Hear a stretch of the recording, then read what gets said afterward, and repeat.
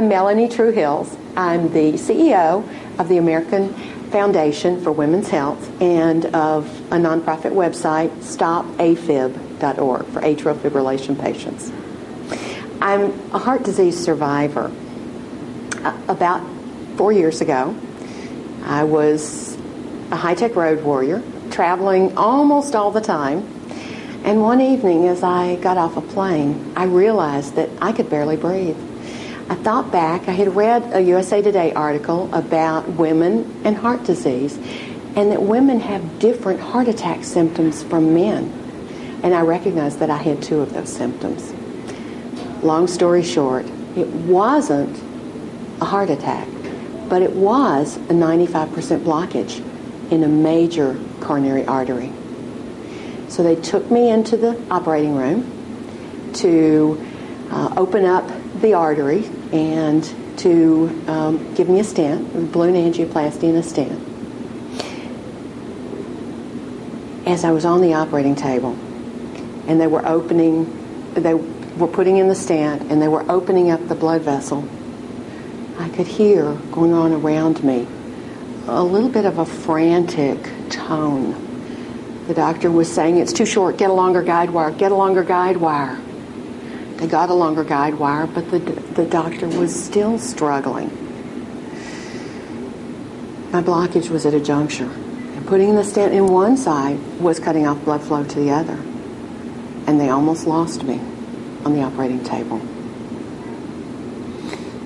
I knew from getting a second chance that there was something that I needed to do.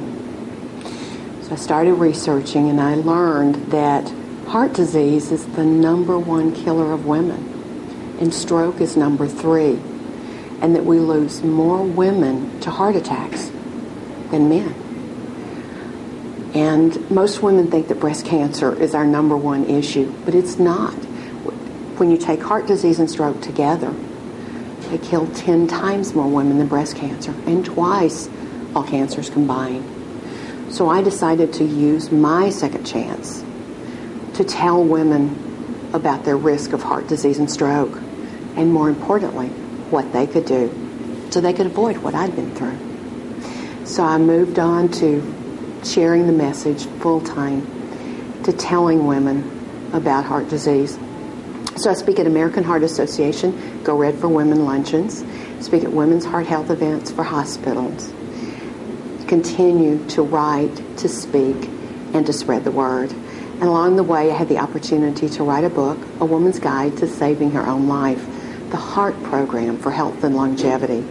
And the goal of that, I started out with the goal of saving 100,000 women. I've now raised my sights a bit. And by the time my days on this earth are through, I want to have impacted the lives of 5 million women through speeches, through books, through interviews.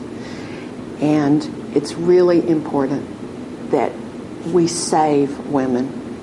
We save women's lives. Women don't have to go through what I've been through, and I want to do everything I can to keep them from having to go through it.